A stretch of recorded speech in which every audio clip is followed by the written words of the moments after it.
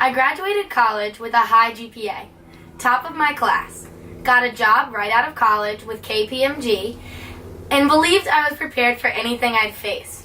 I was in for a reality check. This new business world was like nothing I had ever expected. I feel like I'm not going to make it in my job. Honestly, everything I'm doing is something a computer can do. And if I don't figure out a way to add value to the company, there may be no reason for me to stay.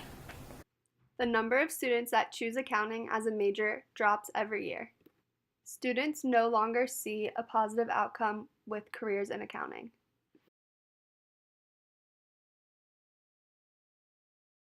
The most important thing you can do is keep the student active and engaged. Teachers should step away from the traditional roles of teaching, like formulating goals, grading students, and constructing lesson plans.